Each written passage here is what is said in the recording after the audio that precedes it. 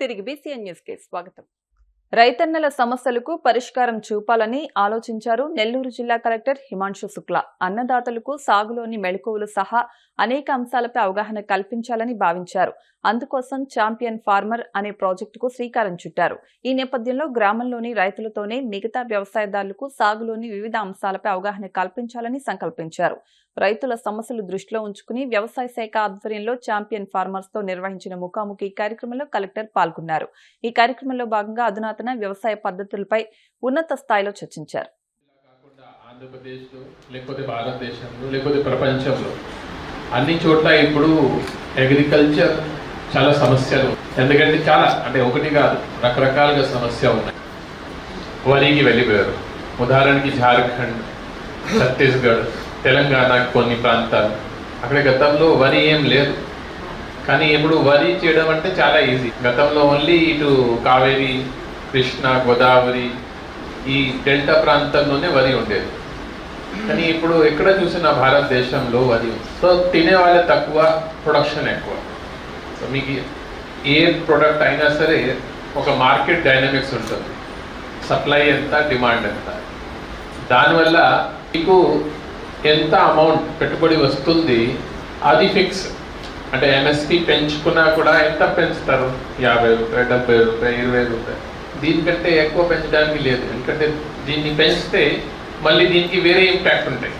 So మీ output rate almost fix. సంవత్సరంకి ఏదో 1%, 2% పెంచుతా వెళ్తారు, కానీ మీ ఇన్పుట్ కాస్ట్కి సీలింగ్ ఏం లేదు. అది రోజుకి ఏమైనా జరిగితే, కోవిడ్ వస్తే పెరుగుతుంది. ఇప్పుడు స్టేట్ ఆఫ్ హార్మోస్ ఆపితే ఎక్కడ ఇరాన్ ఉంది, కానీ దీనికి ఇంపాక్ట్ భారతదేశం మీద ఉంది. ఎందుకంటే మన యూరియా కానీ, డీజిల్ కానీ, సిలిండర్స్ కానీ అన్ని బయట నుంచి రావాలి. సో దానివల్ల ఇప్పుడు అగ్రికల్చర్ ప్రతి సంవత్సరం పెరుగుతున్నాయి. ప్రతి సీజన్కి పాత సీజన్ కంటే కనీసం 10% ఎక్కువ ఉంటుంది.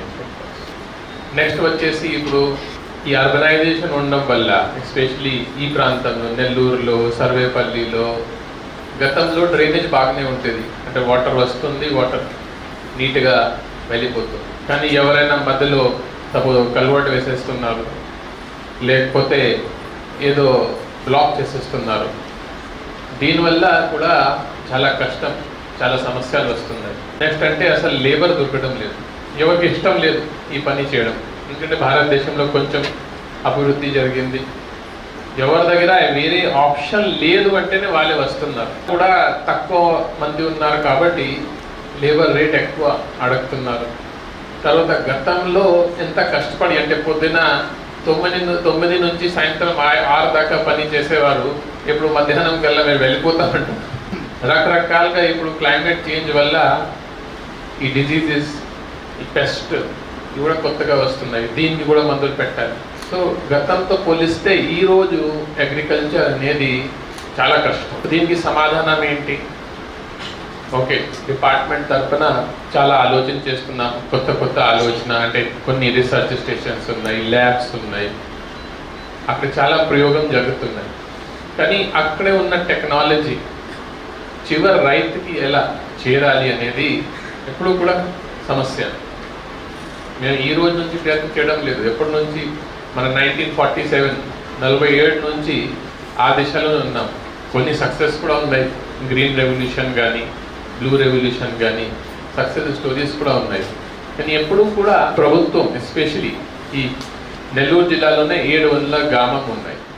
ప్రతి గ్రామంలో మినిమంగా యోగాంధ్ర కార్యక్రమంలో ప్రజలందరూ పాల్గొనాలని 21వ తేదీన ఆర్కే బీచ్ లో నిర్వహించే ప్రపంచ యోగా దినోత్సవ కార్యక్రమాన్ని విజయవంతం చేయాలని జిల్లా కలెక్టర్ అభిషిక్త్ కిషోర్ పిలుపునిచ్చారు. భారత నౌకాదళం, జిల్లా యంత్రాంగం, ఆయుష్ శాఖ సంయుక్త ఆధ్వర్యంలో నిర్వహించిన యోగా కార్యక్రమంలో తూర్పు నౌకాదళ వైస్ అడ్మిరల్ సుశీల్ మీనన్, జిల్లా collector Abhishikt Kishore, joint collector Vijadhari జ్యోతి ప్రజ్వలన చేసి ప్రారంభించారు. ఈ సందర్భంగా కలెక్టర్ మాట్లాడుతూ ప్రతి ఒక్కరూ ప్రతిరోజు యోగా సాధన చేయాలని, తద్వారా ఆరోగ్యం మెరుగుపరుచుకోవాలని పేర్కొన్నారు. ఈరోజు మనం ఇంటర్నేషనల్ యోగా డే సందర్భంగా రాష్ట్రంలో చేపడుతున్న యోగాంధ్ర కార్యక్రమంలో భాగంగా మొదటి విడతలో navy head quarters, eastern naval command head క్వార్టర్స్లో మనం నేవీ పర్సనల్తో అలాగే ఎక్స్ సర్వీస్మెన్తో కలిసి సుమారు 500 మందితో కలిసి యోగా చేయడం జరిగింది. ఏదైతే ఈ సంవత్సరం ఇంటర్నేషనల్ యోగా డే యొక్క థీమ్ ఉందో, యోగా ఫర్ హెల్తీ ఏజింగ్, ఆ థీమ్ మీద ఉన్న ఆ థీమ్కి సంబంధించిన అన్ని యాక్టివిటీస్ని ఈరోజు చేయడం జరిగింది. అందరికీ యోగా ఎలా హెల్తీ ఏజింగ్కి ఉపయోగపడుతుందో అది తెలియజేయడం జరిగింది.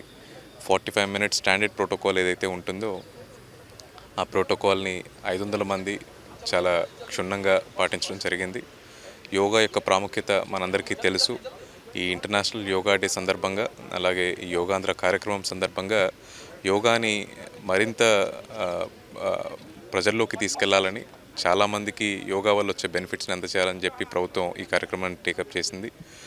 విశాఖపట్నం జిల్లా ప్రజలందరికీ ఈ సందర్భంగా యోగాని ఇంకా మొదలుపెట్టిన వాళ్ళు ఎవరైనా ఉంటే మొదలు పెట్టాలని, ఈ యోగాంధ్ర కార్యక్రమంలో మీరందరూ కూడా పాలు పంచుకొని యోగాకి ఇంట్రడ్యూస్ అవ్వాలని, అలాగే యోగాని హెల్తీ లైఫ్ స్టైల్ కోసం, ఒక హెల్తీ లైఫ్ కోసము రెగ్యులర్ ప్రాక్టీస్ చేసుకోవాలని చెప్పి ప్రభుత్వం తరపున, జిల్లా యంత్రాంగం తరపున రిక్వెస్ట్ చేస్తున్నాము. మీరందరూ 21వ తేదీన అలాగే 12వ తేదీన 15వ తేదీన మనం చేపడుతున్న యోగాంధ్ర కార్యక్రమాలకి స్వచ్ఛందంగా అటెండ్ అయ్యి మన యోగా గురువు చెప్తున్న ఈ బేసిక్ ఇన్స్ట్రక్షన్స్ ద్వారా యోగాకి ఇంట్రడ్యూస్ అయ్యి యోగాని లైఫ్లో భాగం చేసుకోవాలని చెప్పి మనస్ఫూర్తిగా కోరుకుంటున్నాను. Thank you. కలియుగ ప్రత్యక్ష దైవం తిరుమల శ్రీ వెంకటేశ్వర స్వామి వారిని వైసీపీ ఎమ్మెల్సీ వరదు కళ్యాణి, మాజీ మంత్రి ఆర్కే రోజా దర్శించుకున్నారు. వీఐపీ విరామ దర్శన సమయంలో స్వామివారి సేవలో పాల్గొని మొక్కులు చెల్లించుకున్నారు. దర్శనానంతరం వీరికి రంగనాయకుల మండపంలో వేద పండితులు వేదాశీర్వచనం అందించగా ఆలయ అధికారులు స్వామివారి తీర్థ ప్రసాదాలు అందజేసి పట్టువస్త్రంతో సత్కరించారు. రేవంత్ రెడ్డి పాలనలో మహిళలపై నిత్యం అత్యాచారాలు, దాడులు జరుగుతున్నాయని తెలంగాణ రక్షణ సేన చీఫ్ కల్వకుంట్ల కవిత ఆవేదన వ్యక్తం చేశారు. నిత్యం రాష్ట్రంలో ఏదో ఒక చోట మహిళపై జరుగుతున్న దాడులు ఆందోళన కలిగిస్తున్నాయని పేర్కొన్నారు.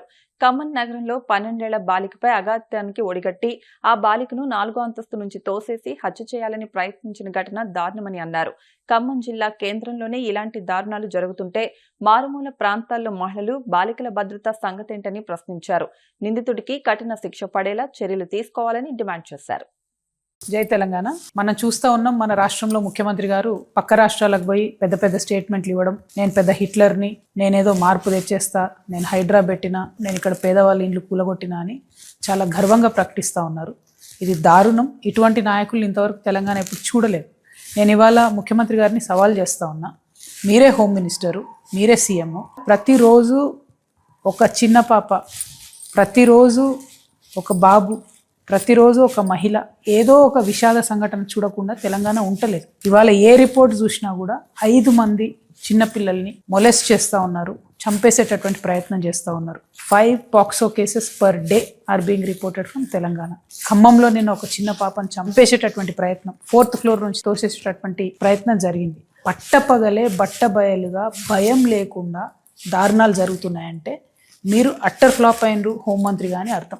మహిళల సంగతి ఆలోచించుకున్నట్టయితే మొత్తం సౌత్ ఇండియాలో మనం టాప్ ఉన్నాం. ప్రతిరోజు 67 మంది మహిళల మీద ఏదో రకమైనటువంటి హింస జరుగుతూ ఉంది. చిన్నపిల్లల మీద, మహిళల మీద జరిగే హింసలో మాత్రం టాప్ 10, టాప్ 5లో మన దేశంలో ఉన్నామంటే ఇది సిగ్గుచేటు. హోంమంత్రిగా ఉన్నటువంటి మీరు తక్షణమే రివ్యూ చేయాలి. ఇది చాలా సీరియస్ ఇష్యూ. ఒక పెద్దన్నగా ఉండాల్సినటువంటి మీరు చిన్నపిల్లల్ని, మహిళల్ని పట్టించుకోకపోతే తీవ్రమైనటువంటి తిరుగుబాటు మహిళలలో వస్తుంది. ఆ మహిళలకు రక్షణగా తెలంగాణ రక్షణ సేన ఉంటుంది కాబట్టి ఆ మహిళల్ని ఎట్లా కాపాడుకోవాలో, మరి సిటిజన్ పోలీసులుగా మేము ఎట్లా మారాలో మాది మేమే ఆలోచించుకునే పరిస్థితి వస్తుంది. అట్లా కాకుండా మీరు ఇంటర్వ్యూని కాండి అని చెప్పి ముఖ్యమంత్రి గారిని నేను డిమాండ్ చేస్తూ ఉన్నాను. వార్తలు ముగించే ముందు ముఖ్యాంశాలు మరొకసారి. స్టీల్ ప్లాంట్ భూములు అమ్మి నిధులు సమీకరించాలని కేంద్రానికి జగన్ లేఖలు రాశారన్న పట్టాభి. ఉక్కు గనుల లీజులను పునరుద్ధరించకుండా అడ్డుకున్నారని విమర్శ.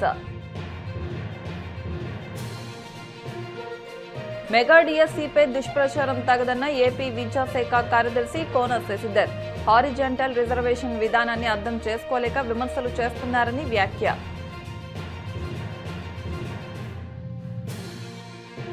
ఛాంపియన్ ఫార్మర్స్ తో నెల్లూరు జిల్లా కలెక్టర్ హిమాంశు శుక్లా ముఖాముఖి. అధునాతన వ్యవసాయ పద్ధతులపై ఉన్నత స్థాయిలో చర్చ.